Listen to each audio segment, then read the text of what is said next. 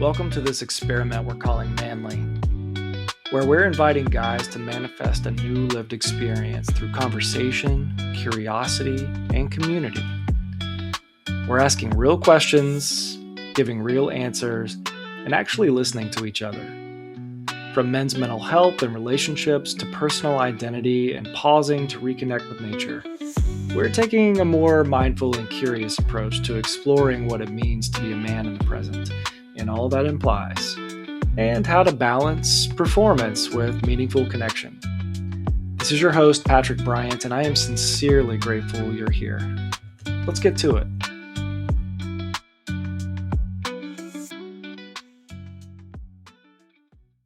Hey guys, welcome to the conversation. This is Patrick Bryant.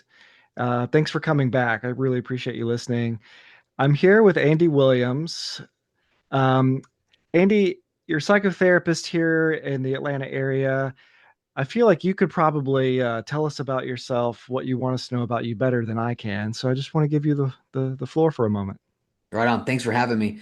Yeah, so as Patrick said, Andy, I have a private practice. I'm a little bit south of the Atlanta area. So Patrick and I met when my wife and I moved to the area from Los Angeles.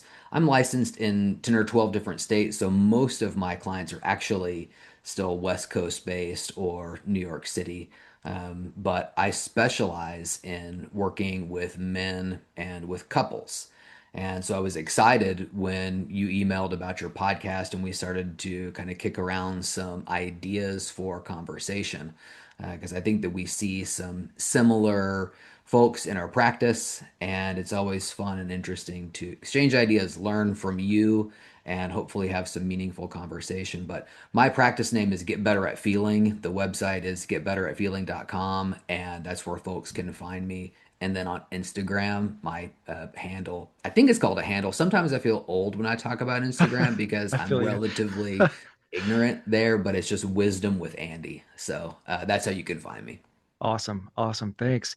Yeah, be sure and check him out. I really enjoyed looking through your website. Honestly, I feel like it's really approachable and it Thanks. speaks to you really well. And it's not overly grandiose or flashy or, it actually feels like a good connection, which is what we're talking about here. Yeah. Yeah. No, I appreciate that. And, obviously being online is such an important part of being alive and operating a business in 2026. And you wanting for a website, for an Instagram handle to all really reflect who you are. So I appreciate that acknowledgement. Of course, of course. Well, let's start dabbling with the topic at hand here. So, what Andy and I, we were talking about, and what we really connect over is that men aren't broken; we're stuck. But I'm not sure everyone really understands what that means. I think people feel it, and as you were saying, before we started recording, it's not just men; it's everyone. We're Yeah. here talking about men, and that happens to be the population that we mostly work with in our practices. Um, so that's where we'll focus today. But I mean, from your experience, personal, professional, whatever, what does that even mean? Yeah. So like the concept of being stuck, I think sometimes it's very obvious. A job loss, a divorce, somebody has given you repeated feedback of, hey, your drinking is problematic. Sometimes it's very obvious. Sometimes you just have this pervasive feeling of something is a little bit off. My marriage is fine, but I think it could be better. Yeah. Or I like my work, but I think I could feel more fulfilled. Something along those lines, right? And so it's oftentimes a judgment call on the guy to recognize, am I really stuck, or is this one of those things where I need to do a little bit of digging to find maybe that area in my life where I am truly stuck. And I sometimes, I kind of think about life sometimes in stories or analogies. There was so most of my adult life was spent on the West Coast, and so camping and fishing kind of up and down the Eastern Sierra. So there was one time where I was uh, on the Owens River. I had gotten kind of rained out for the day, and I was just kind of cold and soggy. And so I was in my little camping rig, warming up, and I get a knock on the door, which is very odd. And I open the door, and it's this, kind of like gal around my age. She was wearing a Patagonia puffer jacket, and she was like, "Hey, my husband and my family were stuck in a creek. Can you come pull us out?" And so I have a winch on the front of my camping rig. And so we broke everything down. We got in the truck and we went out there and I pulled them out. And I like this story because it translates sometimes to guys. It's like sometimes you are literally stuck, and the thing that you need to do is reach out for help. The Yeah. thing that you need to do is what this family decided to do is some are going to stay back and try to dig themselves out. One person is going to walk to the road and find the nearest person that could potentially help them. But I think that's where a part of if you're stuck as a man, we haven't always been given the skills or the language or the permission to walk down that road and find somebody who's going to be able to hook us up, pull us out, and get us back going on our way. Yeah. Yeah. Very well said. I too speak in metaphor, so I can appreciate that a lot. And I think that's something that, the guys that I work with have really appreciated is, making things approachable in real life. To your point, we being most men have not been taught, conditioned, practiced in emotional intelligence, introspection, looking inward of our experience. It's really been forward seeking. Let's go get the next thing. You have to succeed. Shove it down. Move on. Carry other. Let me put all my family on my back, including my vehicle, and pull us out all by myself and resent every single one of them for just sitting around letting me do it. And that's something that I notice is I use the whatever it's called, the term, the golden handcuffs, Mm. right? And that's something I see a lot in guys that I've worked with over the years.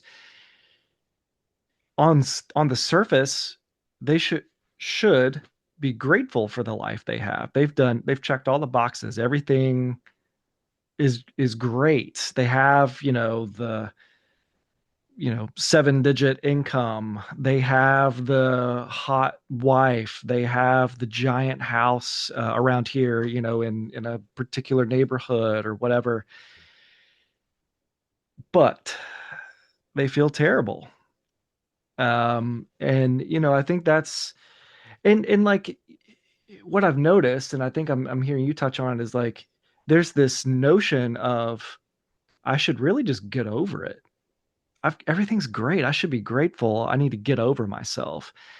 So, when we don't know what to do with that, I say alcohol, drugs, they are 100% effective 100% of the time at numbing that shit out. Yeah. And then the problem's still there. And now we've created new ones. Um, so, when we talk about being stuck, there's an emotional stuck, there's literal stuck, there's my life around me is stuck. What are the guys like when they come to you, when they eventually make it to you? What's presenting? What's the thing that they're like, "Oh yeah, this is what's going on for me." Okay, well, I'm actually interested in your take on this as well because I would say probably somewhere as large as half of the guys that I work with, maybe even into a part of the majority of the guys that I work with, they are working with me initially, not because they wanted to be working with me, but because a wife, a girlfriend, a fiance, a mom for some Yeah. of my younger guys actually found me, vetted me, and introduced me to their guy. And so I don't know if that's a similar thing that you see in your practice, but so some of the guys that I work with say, I don't really believe in therapy Mm, or I don't actually think I want to be here. I'm here because I'm trying to save my marriage, or I'm trying to appease my old lady, type of a Mhm. mentality. And so it takes a little time to build some trust, build a relationship that allows for a man to say, here's actually what's going on, or here's what I haven't been sharing with you, for the Yeah. first 6, 10 sessions, whatever the case may be. And so a lot of the times I would say it's probably somewhere in that weird middle ground of I don't want to be here versus I don't actually know what to say because I've never spent a ton of time exploring my inner world, or I've never really been given the permission to build a vocabulary that could explain my inner world to Yeah. somebody else. So a lot of times, I get guys and we have conversations, and eventually we get to a place where they're developing language, they're identifying what's actually going on. And then from there, it tends to flow pretty nicely in terms of once there's some openness, once there's a little bit of insight, we can then start to probably balance the introspection with here are things to do, which a lot of the guys that I work with want to immediately start doing things. Help me do things to feel better, do things to connect better, do things to communicate more. And so I always want to try to balance some of that with, yes, let's start doing and interacting and behaving a little bit differently, but also while we are learning about ourselves and learning about how to think through these things, feel through these things in the future. Yeah. Yeah, it's a question of, how did I get here? Yeah. Yeah, because that's similarly, I notice there has been a little bit of a shift or maybe an evolution in people who seek me out, because at the beginning, almost everyone, I would even have people's partners call for them. And, I was in this place Same. of like, do I take that on? Like, like he's got to show up, not you. And I figured that out eventually, which looked like it depended, right? As long as I was transparent about, like, the first session, um, hey brother, I hear you about your situation, your partner, whatever's going on, but like she's not here or he's not here. Mhm. What are we going to do to improve your life? Maybe that might be one of the obstacles, is that you've been waiting for everyone else to change. And I think that's some conditioning for everyone, not just men, particularly, as we become more polarized in almost every aspect of culture right now, not just politics, but we seem to be isolating and polarizing in almost every way. It really is a situation of, yeah, I need everybody else to get their shit together, because it's driving me crazy. Okay, let's work on the being driven crazy part, Yeah. and then releasing all that other stuff for now and see what happens. A little bit of an experiment. But yeah, I think a lot of, at least a healthy percentage, of folks come to me because of something on the surface or external, right? My relationship's falling apart. I get a lot of referrals from couples therapists, um, or yeah, I'm not satisfied in my job, or I'm required to come here because my HR was like, this is the last Oh, yeah. straw, or whatever it is. Yeah. Um, And what I've also noticed is a lot of stigma wrapped up in that. There's some preconceptions by the time they get to me, whether it's just what they think therapy is going to be like, whether it's their own fear and apprehension toward feeling vulnerable feelings, Yeah. um, or they've had an experience with another therapist. And I'm going to be clear, like I don't throw other therapists under the bus. I don't find that to be useful. But what I've heard like over and over and over again, so there must be at least some line of truth to it, is they felt immediately judged, immediately shamed, these guys, and like basically you're a piece of shit and you need to own that Yeah. and you need to change everything about you, which is really confusing. And kind of makes sense why people would say, yeah, I don't want this therapy thing. Why would I want to show up to that? I don't care if he's a guy, he's going to tell me the same thing. Yeah. And I think once people get comfortable with us and really understand that's not what we're here for, um, they tend to be more amenable to, oh yeah, this could help me. Yeah, yeah, yeah. I hear similar things, truthfully, in that previous therapy, I was blamed or I was told I was the problem, those kinds of things. And like there is an artfulness to therapy to where we do want to be able to say, what is there in your experience that you need to own? Yeah. Right? Yeah. And so like there can be a time for us in therapy to say, tell me about the interaction. Is there anything in there that you need to own, right? Is there anything in there that you need to be willing to apologize to your friend, your brother, your spouse, your son, whatever it is. And we do need to be very mindful that therapy is a place of healing and growth and an opportunity to look at things from various angles and an opportunity to start doing things differently. Yeah. Like sometimes I think a lot of guys will talk to me about, they come in and they're like, "Hey, I don't want to look into any of this Freudian like, childhood history bullshit. Like I don't have, stuff that I want to like I don't want to have sex with my mom and stuff like that where I think that sometimes television shows or Yeah. whatever we might want to say, like kind of put us in a space where guys don't necessarily want to interact in this way.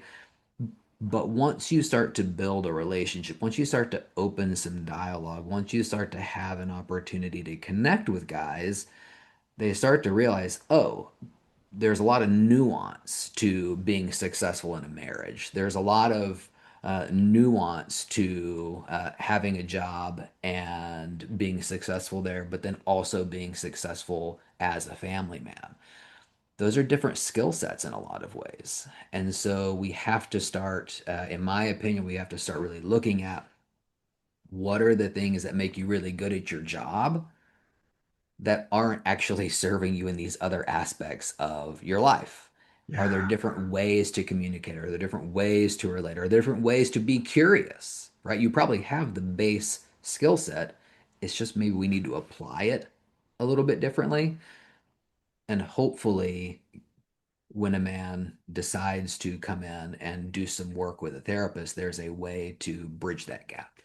Absolutely. I like what you just said there, bridging the gap. I do, I often call it a bridgeless gap. Is there's, that's the whole point of this podcast is, this experiment. Let's figure out what it is. It's not a universal bridge.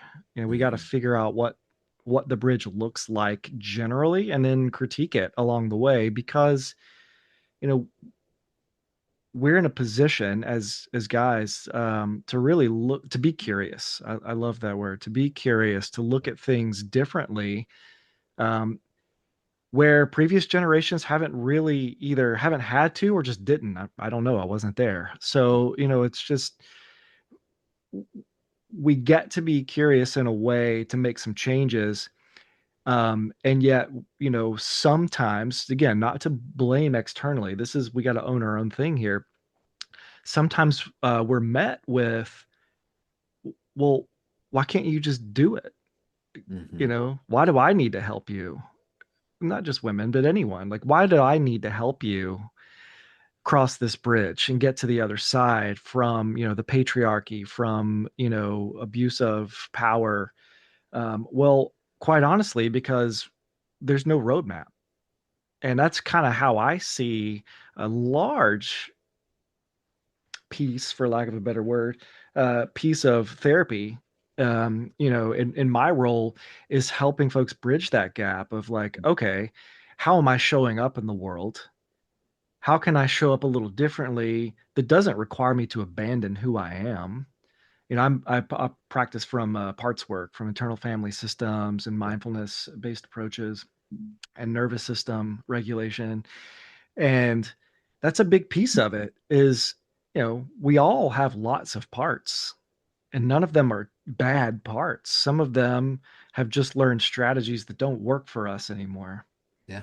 And they may have only worked out of necessity before because many of these parts were formed in early life when we don't have the skills or the experience to navigate it. We're just trying to not feel so bad or to survive in some Yeah. situations. Did you ever see that show Suits?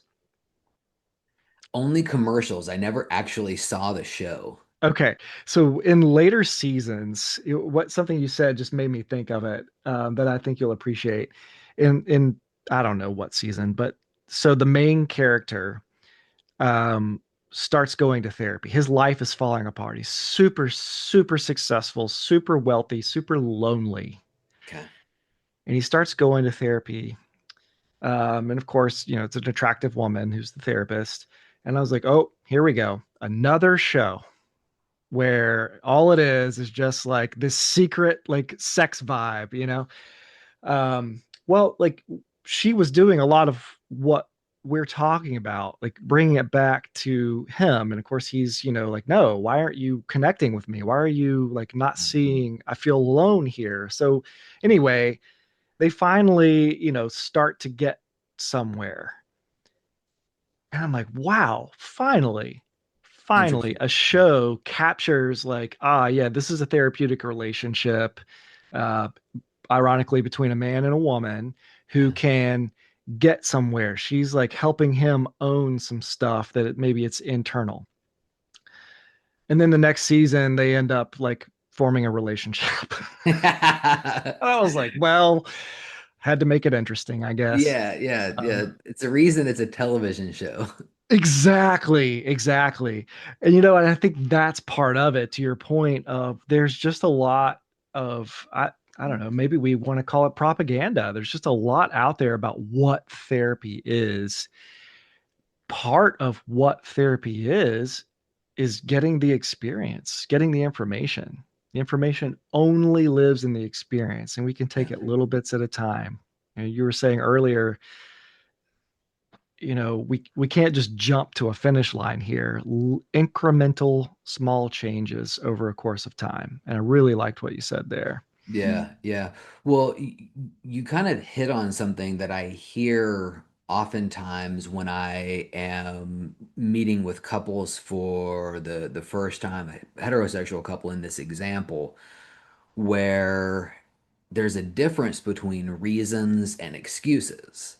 And so the way that I like to talk about sometimes the communication difference, the relational differences between husband and wife in these examples is boys who become adolescent boys, who become young men, who become men, are oftentimes socialized very differently than our female counterparts. Yeah. Boys are socialized oftentimes to compete or to be very geared towards output. What you do matters more than anything else. Not really socialized to explore our inner worlds, develop vocabulary to define or discuss our emotions, not really given a ton of agency to reach out for help or develop a robust social network that would allow for us to ask for help and support, start to give and receive support in a more interdependent type of a way, right? So these boys who eventually become men and husbands and fathers are oftentimes ill-equipped to be successful in that arena. And Yeah. to me, and the interesting part of that dialogue is I don't want to make excuses for anybody, but I do want for us to have some nuanced discussion around the way in which we were brought up, the skills that we developed, it prepares us to be really good at certain things. And maybe we need to actually have conversation about developing the skills in other areas of our lives. And that's where we come in. That's what therapy can Right. and should really be about. It's not about saying, oh, don't worry about it. You were never taught about this. No worries. No, it's like, hey, if you weren't taught these things, now is a great time to learn. If you Yeah. want to save your marriage, if you want to demonstrate that you do love and care for this person, here's ways in which you do that, right? And that's no shade or no shame. That doesn't mean that we're creating excuses, but I do find it helpful if we're able to zoom out from time to time and gather some of the reasoning and understand this is how we got here. Now, what do we do moving forward? Exactly, which is very empowering, right? I hope. Yeah, well, you talk about agency, and I think that's exactly what it is. In my practice, I talk a lot about, leaning into power, simply meaning energy, not dominance. And I think Mm, there's been a gross pollution of the word of power. I mean, we see it all around, right? Of, what power is. And that's something that, I was mentioning, before we started recording here is, I think there's a health, well, there's an abundant pool of a dichotomous messaging for men is, be more traditionally masculine or be ashamed of masculinity altogether. And I just don't find, actually, the AP, American Psychological Association, released, findings from lots of studies that most men don't actually subscribe to those dichotomous poles. It's the middle ground, but there's not a whole lot of public or popular conversation in the middle ground, yeah, which is what you're saying of like, okay, yeah, we got to own some stuff. That's that responsibility. That's part of traditional masculinity. It's not only belonging to men, everyone has responsibility. I mean, gosh, one of the most important roles and responsibility that exists is, moms. So we can't take complete ownership of that, but we have to own our responsibility yeah, without smothering out everyone else's, right? Taking ownership of other people. And I think that's what we've been programmed. We've got to take it all on. yeah, And if we ask for help, we're just being a burden yeah, or we're being weak. And that's not manly. yeah. Step up, get it done. Yeah, the thing that's so fascinating about that is that we've over-indexed for independence, in my opinion. Yes. The highest form of self-development to me is interdependence, right? I can give help when somebody asks of me and when I'm able to give it, and when I need help, I am secure enough and in tune enough with my own needs to ask for help. And we see that in a lot of,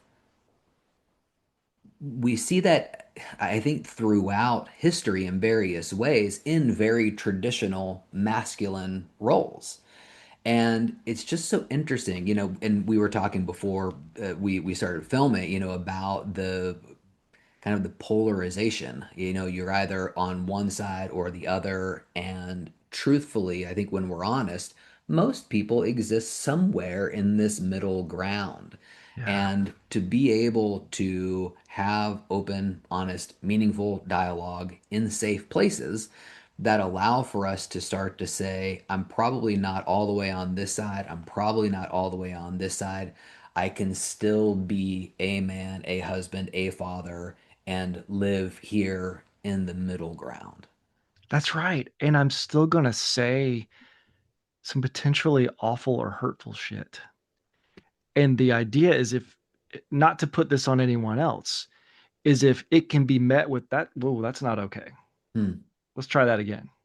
Which we are a safe space to do that, right? And because someone who's carrying wounds, like a partner who, or just anyone in general, we can't just put the onus strictly on them to be like, oh, well, he didn't mean that, or I didn't mean that. So don't take it too seriously. Well, no, we've got to have, that's what therapy is. Like you're saying, we've got to have this safe space to land and be completely ourselves. Let all the parts come out. All parts are welcome so that we can examine the ones that actually are hurtful. And what I find is, you know, the strongest, most what would be considered traditionally masculine man, when they're ready to take a look at it, they notice it on their own. They'll start saying something and be like, yeah, that doesn't feel right. Great. What a great place to start. There's some incongruence or, Yeah. dissonance here. That's the place that we can go and work on it. But that's a vulnerable, very vulnerable place that, tapping into some Brene Brown's work, it's not about allowing vulnerability. It's already here. It's about Mhm. accepting that, this is what's going on here. We don't have to like tough through it. We learn from it. Yeah, in your conversations with guys, do you talk specifically about vulnerability? Is that something that guys come in and really want to kind of understand? Because it's a word that is out there in the zeitgeist, right? Yeah, People are saying we need more vulnerability from men, and to a certain degree, I think that I get it or I understand it in my own way. And when it's talked about in conversations with me, a lot of guys don't understand what vulnerability is yeah, or how to, do it because it's equated with weakness. And weakness is one of those things early on you realize never be weak. that's right. And so to have discussion around what it actually means. Like, I don't think that the desire is for dudes to walk around, weeping and telling everybody all of their emotions all the time.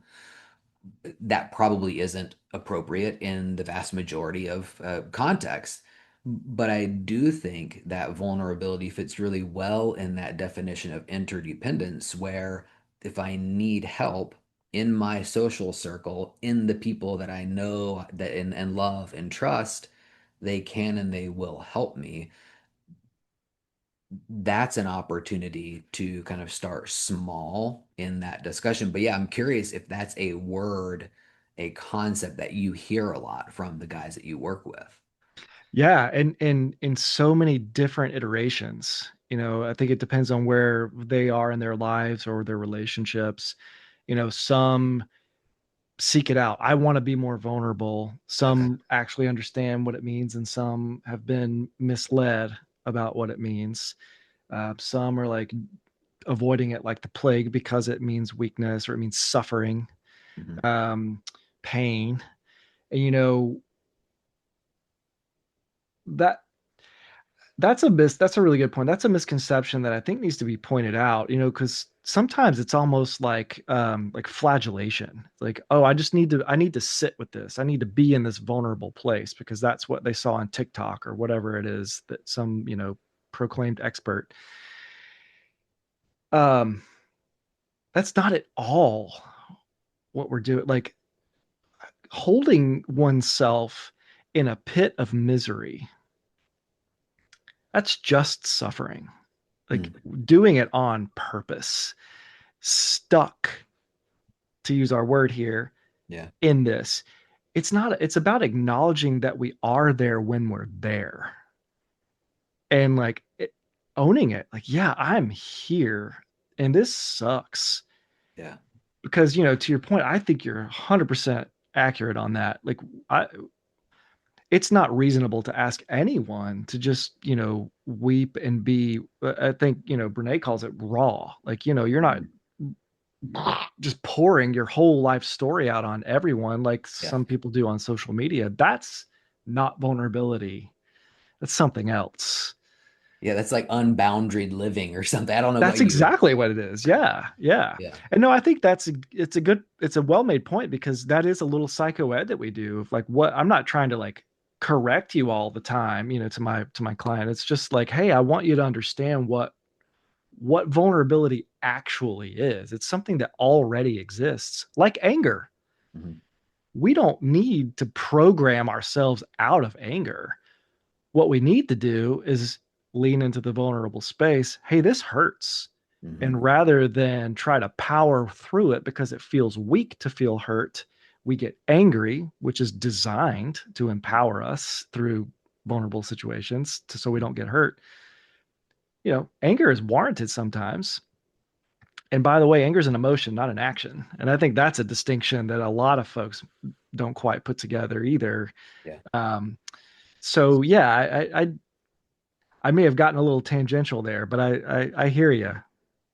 Yeah, no, I mean, I like the distinction. Anger is an emotion, and it can be outwardly expressed.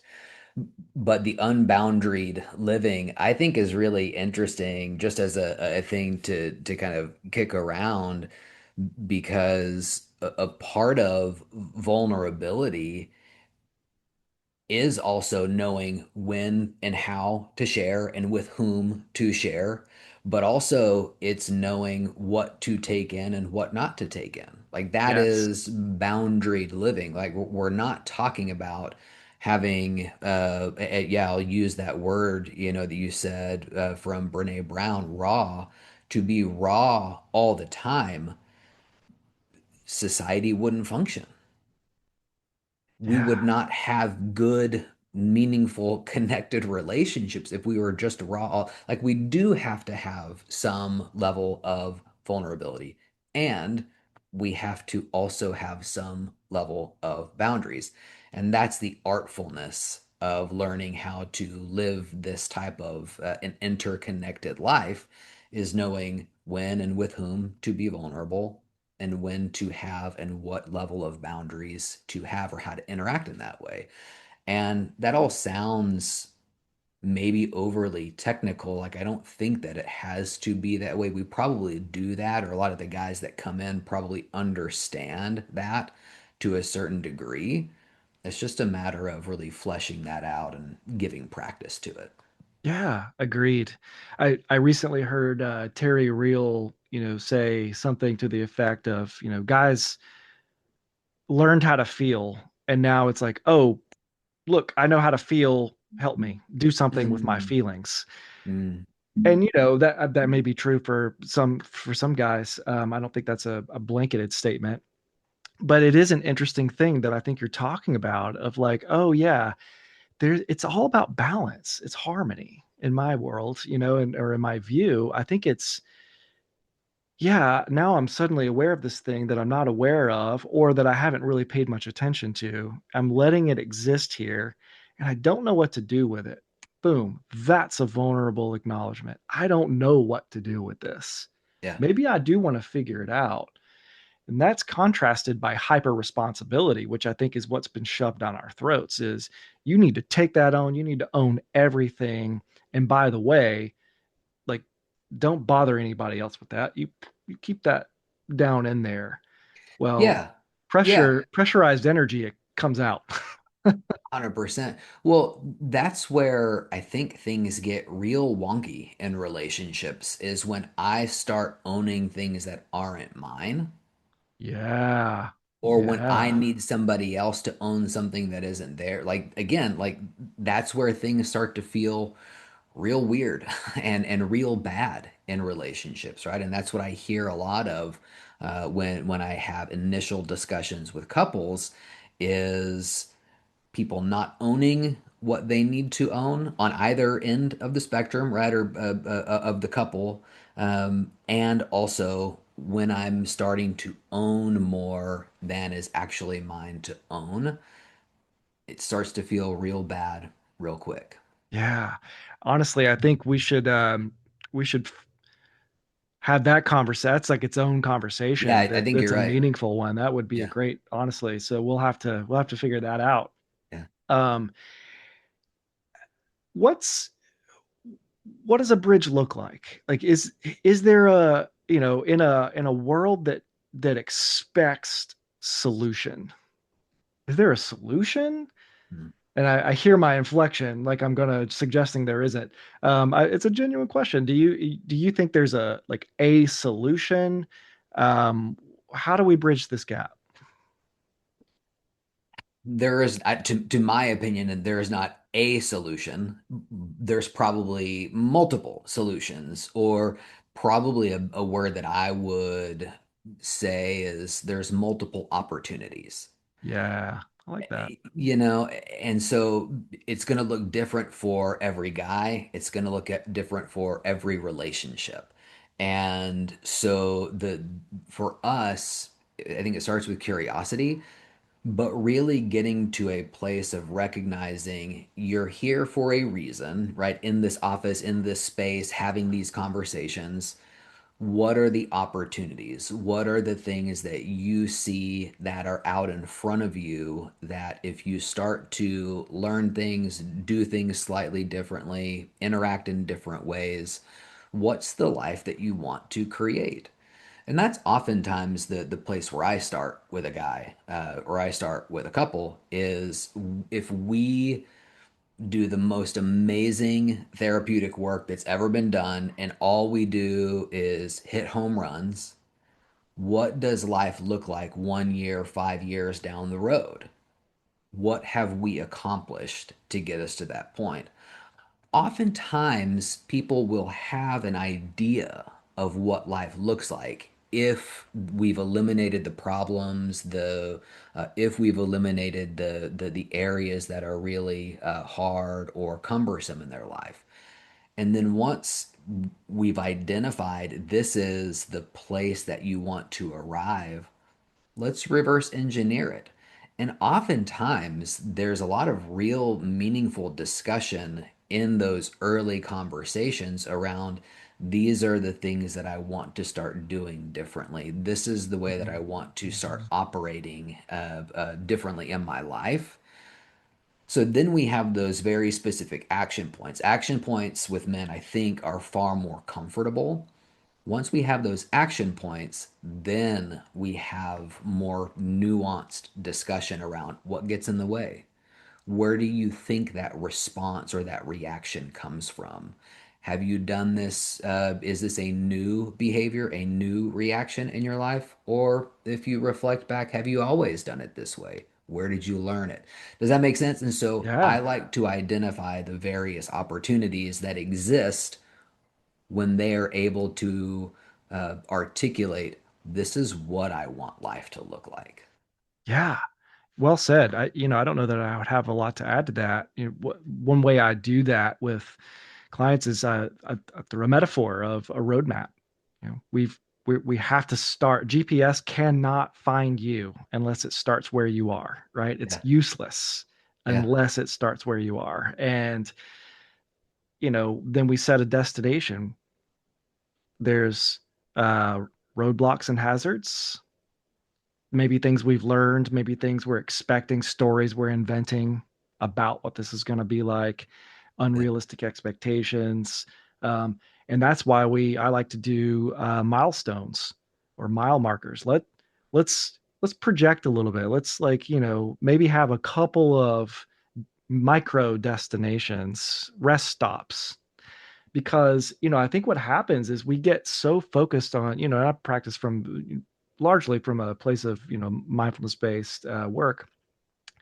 We get too forecasted out to some fantasy, some goal, or something that someone told us we need to be at, and we lose sight of everything along the way, and that's perfectionism. I have to get there. Well, what I think is helpful is just bringing people back. Well, okay, we've got a general destination. We reserve the right to change that. And my new destination is the very next thing. yeah, What's the next thing that we're working toward? And let's be realistic about it. Um, which brings me to,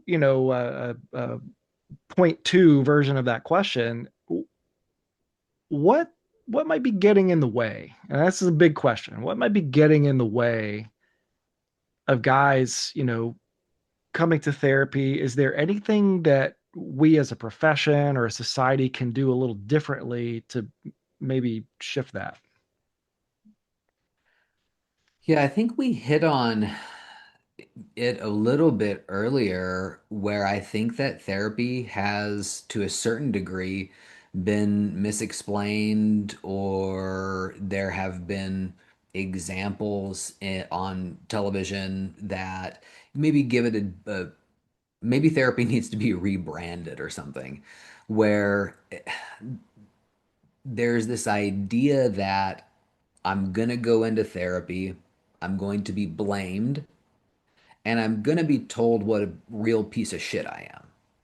Or that, kind of hearkening into the Freudian beginnings of this field, I'm going to be told that whatever happened to me in the past has already dictated whatever Mm, my future is going to be. Does yeah. that make sense? Yeah. Because I hear a lot from guys that their idea is that, why do I need to talk about it? I can't do anything about it, meaning the past, Yeah. right? And if I can't do anything about the past in this Freudian way in which it's crept into our everyday language around psychology and therapy, is that, well, I can't do anything about my future because of what happened to me.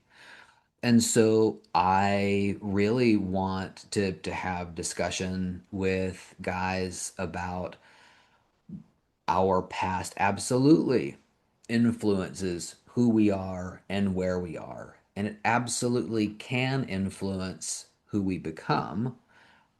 But as we have insight, as we have discussion around, these are the events of my life leading up to now, these are the things that really push me to be activated or to react in ways that are problematic in my life, in my work, in my marriage, in my relationship with kids, whatever the case may be, we can actually start to learn about ourselves and learn different ways to interact with people, different ways to respond rather than react.